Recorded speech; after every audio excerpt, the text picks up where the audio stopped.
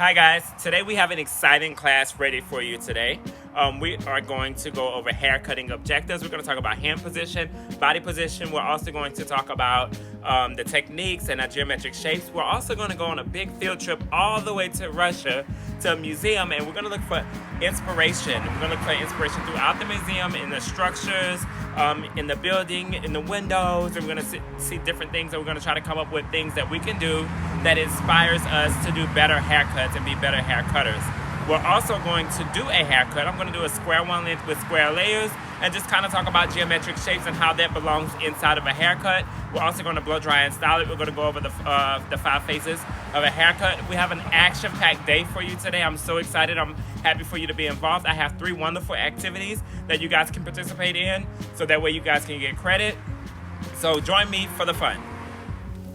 Hi guys, I'm so excited to go on a field trip with you guys, but first, we have to go over a brief review on haircutting objectives. It is very important that we get these foundational tools regarding haircutting objectives so we can understand height, width, depth. We can understand elevation and techniques. We can understand body position and hand position, just so we can create whatever we want where we draw inspiration from building structures or museums or art that we see on the streets. We have to understand first, what is a section angle? What is our body position?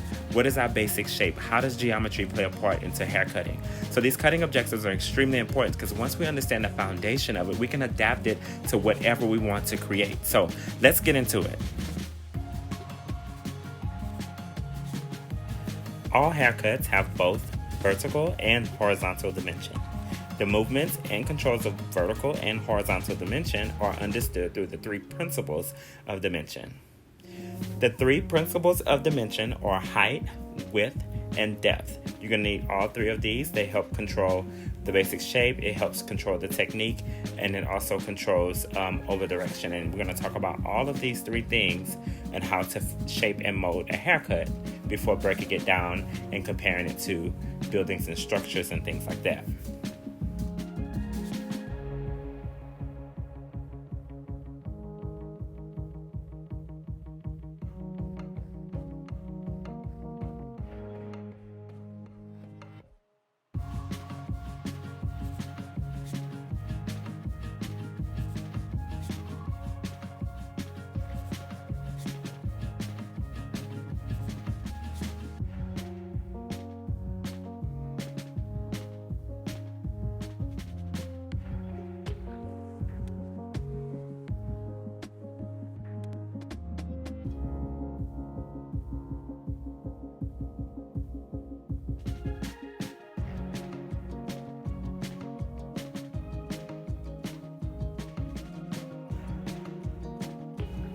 So first things first, we're going to talk about height.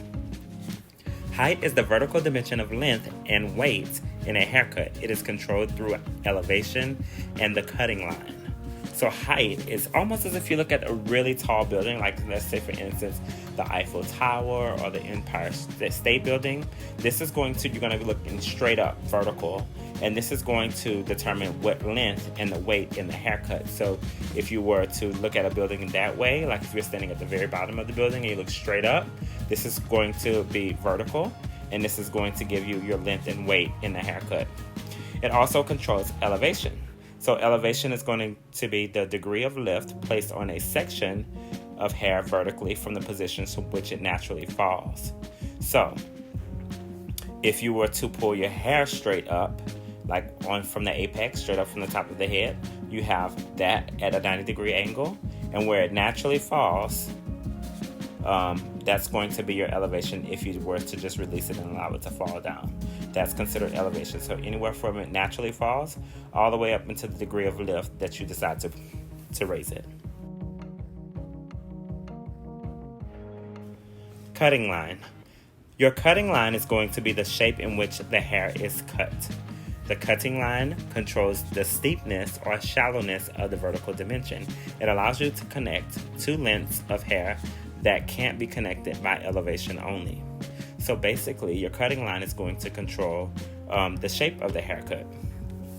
So say, for instance, if you had your hair raised from the apex straight up at a 90-degree angle, and then at the nape, you had hair coming out straight out at a 90-degree angle. Those are two different angles, but you can connect those two, and that's going to depend on the cutting line. And your cutting line is your scissor fingers, and if you were to sway your scissor fingers up or down, that's your cutting line. So the steepness or shallowness of that vertical dimension is going to give you your cutting line. So it may give you a really hard line, or it may even give you more of a soft line, depending on how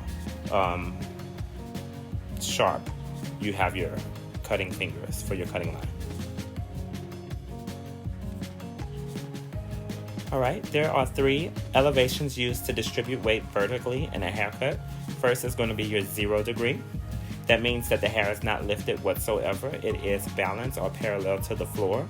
So it's at its most natural position, and it just falls naturally, and there's no lift whatsoever. Now, if you were to lift that hair just an teensy bit to 1 degree, and anywhere from 1 to 89 degrees, and if you notice in the diagram, it's not quite at a sharp straight angle, it's just below a straight angle at 89 degrees. Anywhere in that realm, you're going to have a different degree of elevation.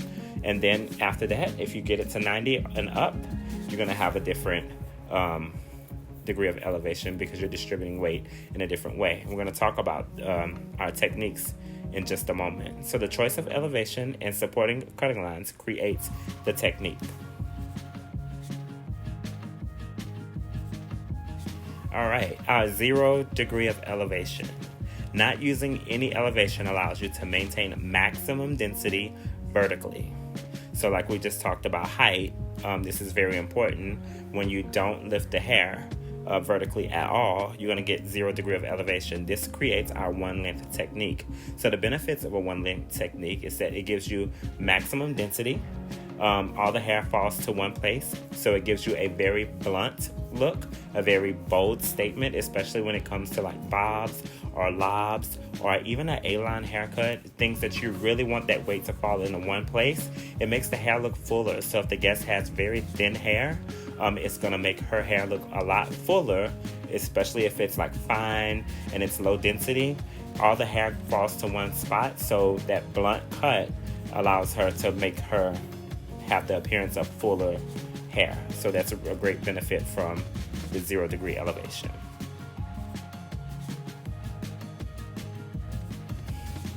All right, so the next one, we're going to lift the hair just past 0 to 1, all the way up to 89 degrees. And using this elevation that falls within these ranges will build weight vertically. So we're still distributing weight, but we're doing it in a vertical situation. This creates a graduation technique. So when we graduate, it builds weight. So right now we're not maintaining weight because that's our 0 degree, because we're now starting to lift the hair up and cut. So when we lift the hair up and cut between 1 and 89 degrees, we're building weight. That means that weight is stacking on top of each other. We're building density in those areas. When people talk about weight, oh, this hair has like a lot of weight in this area, that means it's very dense in that area. It's probably darker in that area. It's probably thicker in that area. So you'll notice that the weight is built up in that area, and sometimes we have to soften that weight. But 1 to 89 degrees is considered a graduation, and a graduation technique does one job: it builds weight. All right, now we're going to kick it up a notch, and we're going to take it right past 90 degrees and higher. 90 degree haircut and higher is using any elevation of 90 degrees or higher will result into removal of weight vertically. This is going to create a layering technique. So I know a lot of people think, oh, when I add layers, I'm going to add more volume. Yes, in some instances that is the case. However, when you're adding layers, you are removing weight. So for someone who has low density hair or someone who has really fine hair, adding layers could be very dangerous for them because we're removing a lot of hair or a lot of weight from their head. So we don't want to put holes or gaps in the hair by removing weight. So sometimes, like we talked about, maintaining weight, that 0 degree is going to give them a better balance. If they have a lot of high density hair, a lot of full thick hair, we may want to consider removing some of that weight, which will give them more movement in the hair. And sometimes that's what people want, that movement. But when we want that, we have to remove the weight, meaning we're taking it above 90 degrees, and that's how we get the layer technique.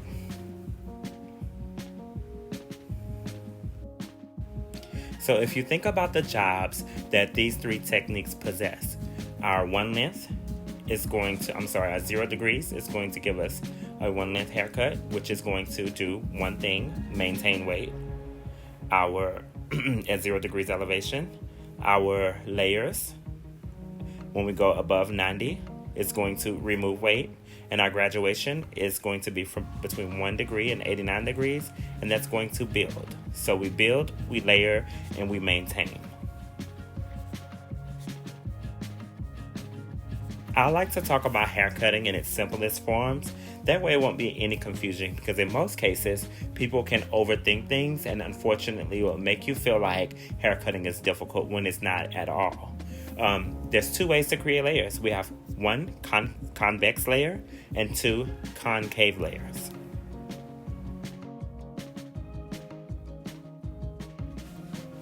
Convex layers are cut at 90 degrees of elevation. Convex layers mirror the head shape and push weight down the vertical dimension. So convex layering is very good for like bobs, for hair that you want to hug the face, especially long layers or round layers that you want to really show with a nice round brush finish, so that way you can really show off those layers, because they're going to hug the face a little bit more and frame the face and accentuate the haircut in that way.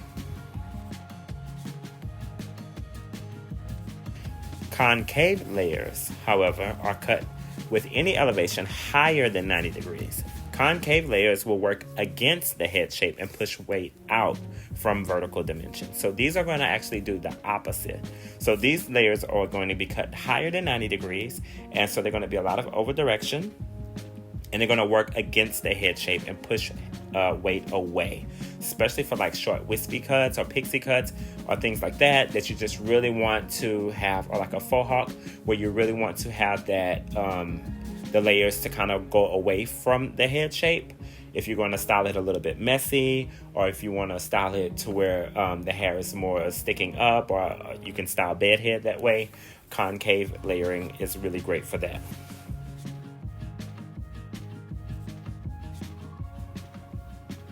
During the consultation, it's very important that you listen to your guests. They may not communicate in such a way where they're saying, oh, I want a square 1 length, or I want a round graduated haircut with convex layers. They're not going to say terms like that. So we have to understand their terminology and where they're coming from when requesting a cool haircut. So they may use terms like, I want something choppy or textured or messy, or PC or softness or wispy, and you may have your own words that a guest may use that you may have to break down the terminology and then interpret what they're looking for. So we want to listen to the guest. What is she or he asking for? Guests use adjectives and pictures to describe what they want. So oftentimes, guests will come in with like a Pinterest picture or a photo of their best friend, or even a past photo of a haircut they really loved, and they're going to explain to you how they want their haircut to be cut.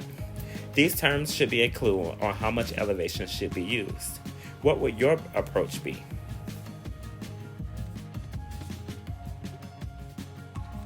So we now concluded that height is the vertical distribution of weight. So if you are in a big city and you happen to look up and you see the building and it goes straight up and down, that's our vertical distribution of weight. Now let's decide to cross the street. And if we're at a crosswalk and the first thing we want to do is what we're taught as a child is to do what? Look both ways before we cross the street. This is how we describe width. Width is going to be the horizontal dimension of length and weight in a haircut. Width is controlled through over direction and the cutting line. So first we're going to talk about over direction. Over direction is the horizontal movement of the hair toward or away from the face. Now, when over directing, we have a few ways that we can do it. We can over direct forward. We can also over direct backward. And we can over direct backwards and forward. All right, here's that cutting line again. Now, the cool thing about the cutting line is because we do use it to connect two pieces that doesn't normally go together. When we talk about the horizontal distribution of weight, this is an easier way to connect those two pieces because we're going back and forth with our over direction. We can control what the haircut is going to look like or the shape of the haircut by using our cutting line as we over direct both back and forward and cut at that angle or that shallowness or steepness to give us exactly what we want. This is really important with a haircut like an angled bob, or what we call the tri-one length or a tri-graduation. Those type of haircuts, the cutting line is extremely important because it's going to control the shallowness or the steepness of that bob. First up, forward over direction. Forward over direction is used to produce a distribution of weight that is short in the front and longer towards the back. It pushes weight away from the face. Now this is going to create a round shape. Who do you think would benefit from this type of haircut? A round shape is considered a classic look. So if you look at movies back in the day, or if you look at people, especially like little girls who would prefer like a classic look, they don't like a lot of hair in their face, they don't really care for a face frame, they go for more of a round shape. Round is going to give you longer in the back and shorter in the front. So we'll start this haircut on the sides using our over direction. So we're going to have a diagonal back subsection, and we're going to cut using forward over direction, and when we pull the hair forward, it preserves the length in the back. So that's how we use our forward over direction when cutting a round shape.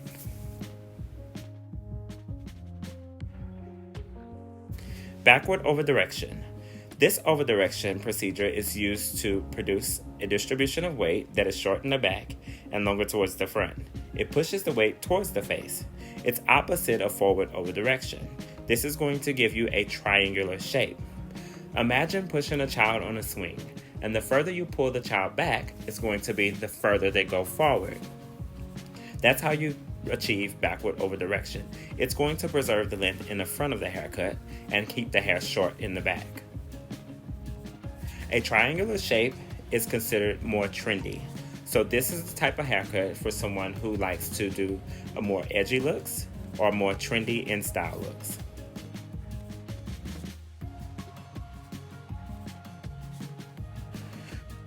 So now let's talk about the way the guest interprets our conversation. My guest wanted her hair to be more rounded, but even from side to side. When a guest says rounded, they're typically talking about how the haircut looks vertically.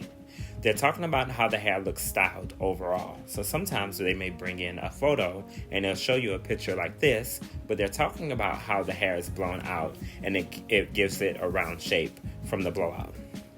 When a guest says even or balanced, they're typically talking about how the haircut looks horizontally. This confuses both the learning leaders and the future professionals. So when you break down this haircut, you can see the vertical distribution of weight, and you can also see the forward and backward over direction. She has a triangular shape, and it's also asymmetrical. So it's longer on one side, and it's also longer in the front. She also has long layers within the haircut. Can you notice and identify the vertical and horizontal distribution of weight?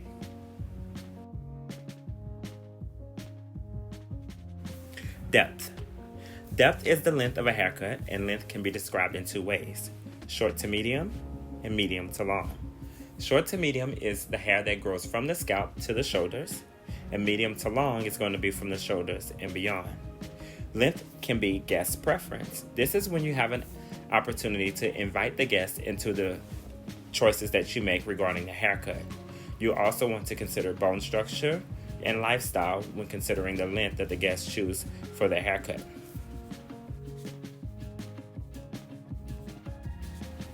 Factors of depth. Factors of depth includes guest preference. This allows the guest the opportunity to make a decision on how long or short her haircut should be.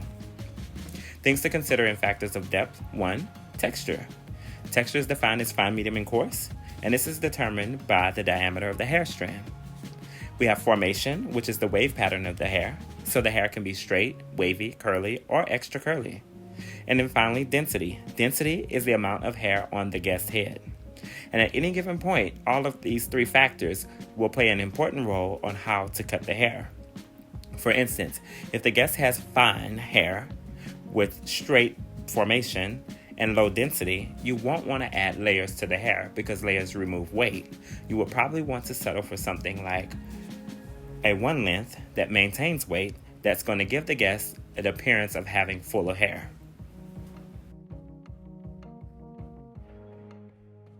Other factors of depth. Other factors of depth include current hair condition. This basically means that this is the condition of the guest's hair right now. This is very important in a haircut because you want to make sure that you're cutting off enough hair in most cases, especially when the guest comes in with dead ends. Lifestyle is something else you should consider. Daily styling needs or wants. Are we taking our guest out of her element to where she's going to have a more high maintenance hairstyle where she has to style it more? Or is it not enough? Does the guest prefer to pull her hair back often? Does she do things for recreation or for play where she has to have her hair back often? Or does she have to have her hair up and tied away for work? So these are the things that we have to consider when giving a guest a new look. Sometimes in our consultation, it's very important to discourage a hairstyle or a haircut because it will make more trouble for the guest later. It's very important to keep a clear communication when discussing a guest's lifestyle of what they want for a new haircut. Facial features are also important. What are we enhancing and what are we diminishing? I like to think about haircuts like we look at makeup. We have contouring and highlighting. In some points, we want to show a little bit more face, and in some points, we want to hide a little bit more face. So that's very important on where our layers start, where our face framing starts, if we want to add fringe or not. Facial features are very important. Some things we want to accentuate and enhance, and some things we actually want to kind of fade away.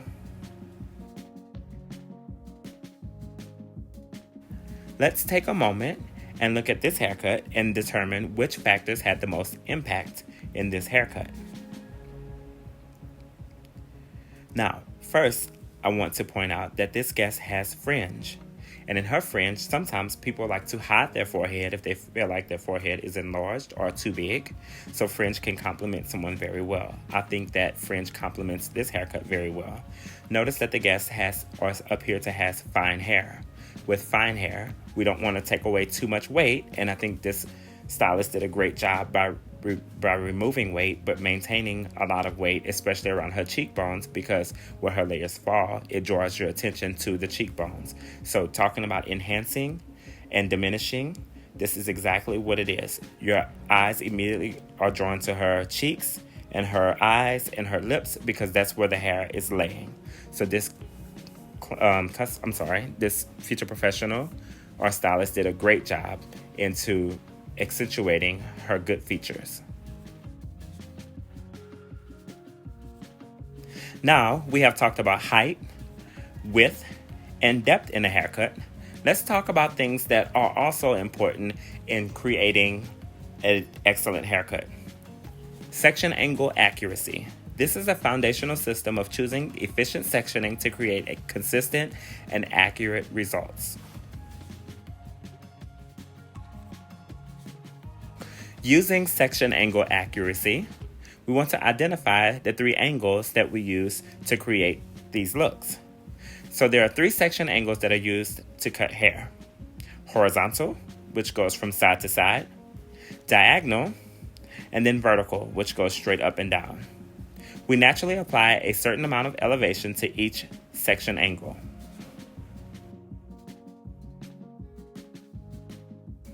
Horizontal sections. Horizontal sections will control more of the horizontal dimension and less of the vertical dimension. They are typically used for maintaining weight vertically. This is always used in a one-length haircut. Diagonal sections. Diagonal sections control equal amounts of both vertical and horizontal dimension. They're typically used for building weight vertically. And how do we build weight? What is that called? Exactly, graduation. Vertical sections. Vertical sections control more of the vertical dimension and less of the horizontal dimension. They're typically used to remove weight vertically. So when we remove weight, what is that called? Perfect, layers.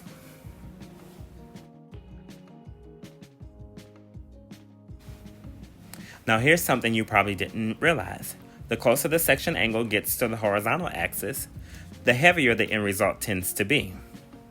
The closer the section angle gets to the vertical axis, the lighter the end result tends to be. So if your section angle is closer to the horizontal axis, that's going to maintain the most weight. Now, if your angle is going more towards your vertical axis, you're removing the most weight. So that's why the hair is going to be a lot lighter. Adjustments may be made to the chosen section angle to achieve the desired end result, most commonly by changing the steepness or shallowness of the diagonal section. And what is that called? Our cutting line.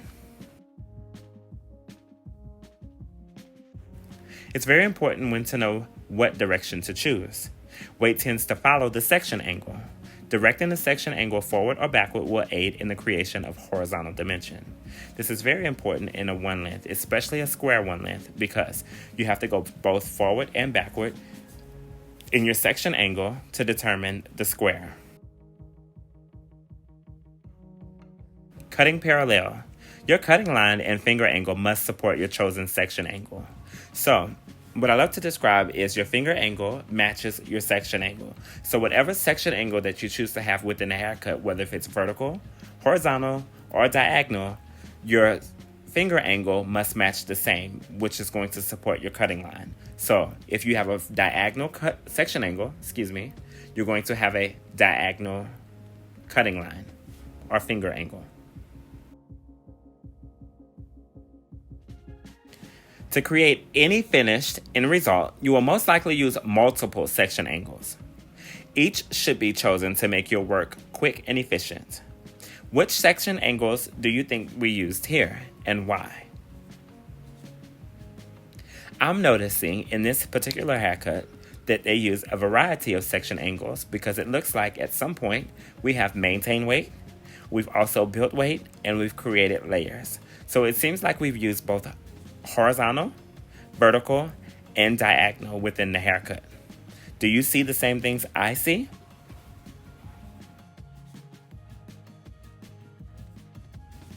Your hand and body position are extremely important in cutting hair.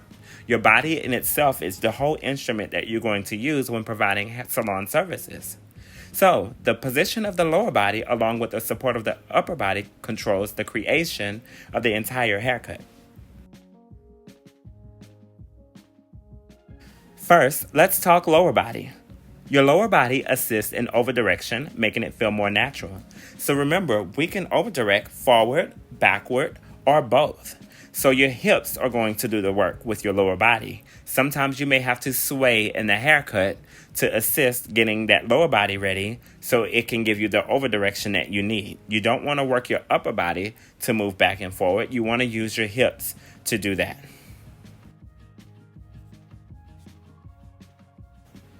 Let's talk a little bit about lower body.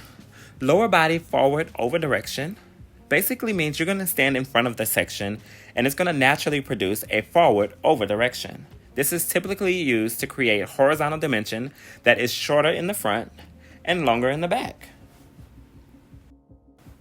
Basically, what that's saying is, because since you're naturally standing in front of the hair, you're going to pull the hair towards yourself and it's going to preserve more length in the back. Now we're going to talk about lower body backward over direction. This is standing behind the section.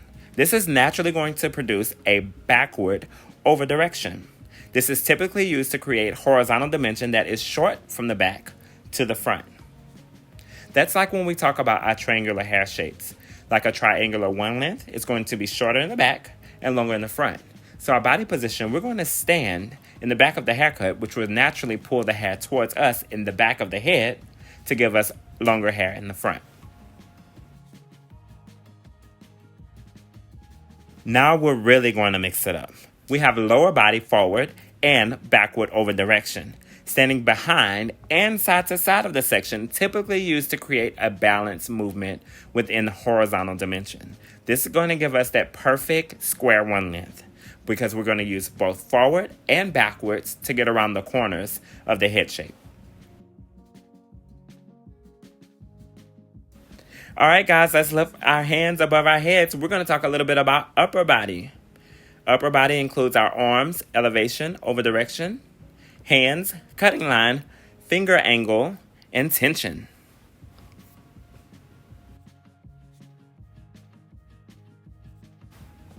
Speaking of hand positions, our hands are really important when cutting hair. It controls the cutting line, the finger angle, and the tension. Let's first discuss our finger angle.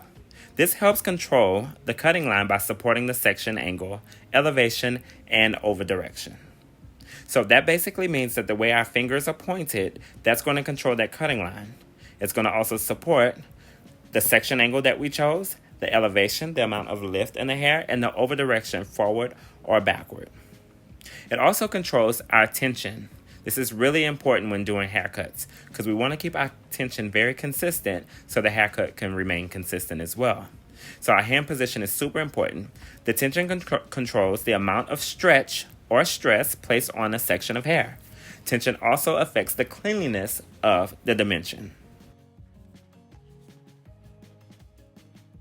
All right, guys, let's talk a little bit about hand position in comb. This is a very challenging hand position if you do not practice it enough. This hand position allows control of the hair with the teeth of the comb and is typically used to maintain weight vertically as it limits elevation and tension. When cutting in comb, the section angle and comb angle help control the cutting line. This is especially important for our one-length haircuts to make sure that we control the elevation. Typically, we want 0 elevation so we can maintain that weight, and this is going to give us the most accurate haircut. All right, we're going to talk a little bit about hand position in hand. And I know this is some of you guys' favorites. This hand position allows control of the hair with the fingers and is typically used for building weight vertically. It also allows efficient adjustment of the cutting line, finger angle, and elevation. When cutting in hand, the section angle and finger angle determine the cutting line. Now, I know a lot of people love to cut in hand because it feels like it gives them more control, and in some instances it does. Unfortunately, when you're cutting at one length, it doesn't give you as much control as far as the elevation because, unfortunately, it allows you to lift those two fingers together. It gives you at least 1 degree of elevation. So cutting in hand is a great way to cut hair. It just has to be used for its purpose. Next, we have our overhand position. Now, this hand position allows control of the hair above the fingers, and it gives you more control over high elevation and tension when layering. So this is definitely used for layers. Our overhand position is our go-to for our layered haircuts. This is going to give you the most control, especially when we're over-directing hair for a high elevation, bringing that hair very forward, very up vertically, and you can cut the hair that way. When cutting hair overhand, the section angle and finger angle help control the cutting line. To create any finished end result, you would most likely use multiple controls. What you choose to control should be reflected by the guest's preference. So remember, the guest has some say-so in these haircuts, especially when it comes to the length and where she wants her layers to fall and what she wants to look like when she walks out of the chair. Those things are very important to the guest, and we want to make sure that when we create these end results, we're using the correct controls so she can have a very consistent, polished haircut. All right, guys, we're almost at the bottom of our cutting objectives. This is a quick review over the things that we probably already know, or just a nice refresher of how to cut hair and what's its purpose and what the things that we do. Let's now discuss the phases of a haircut. We create the basic shape first. In creating the basic shape, we plan the elevation. We determine our over direction, also our sectioning pattern, and our cutting line.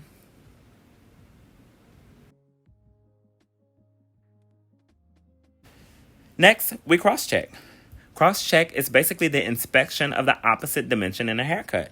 So every 3 to 4 sections within your haircut, you want to go the opposite way and check, pull the hair out, extend it, and to make sure that you're on the right track and there's no extra hair sticking out or you're not creating inconsistent cutting. When controlling the horizontal dimension, you want to cross-check vertically. When controlling the vertical dimension, you do the opposite and cross-check horizontally.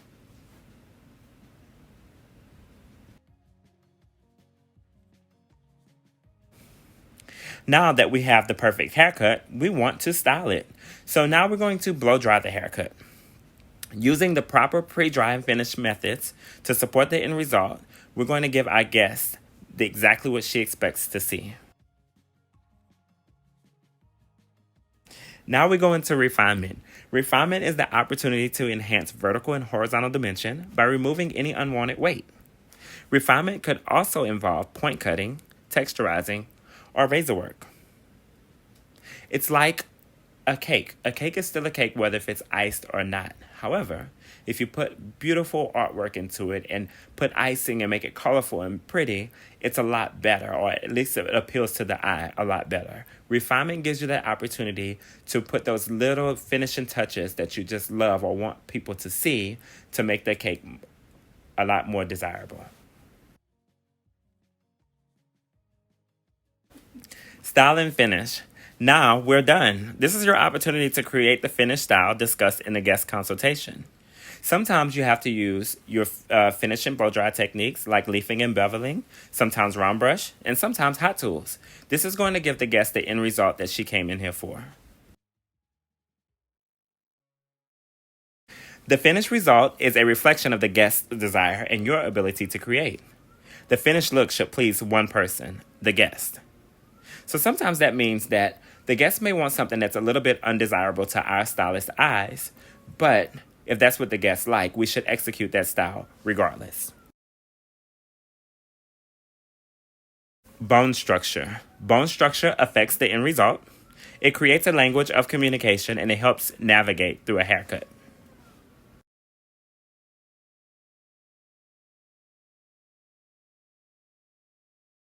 Regardless of the length, the bone structure should always be accounted for.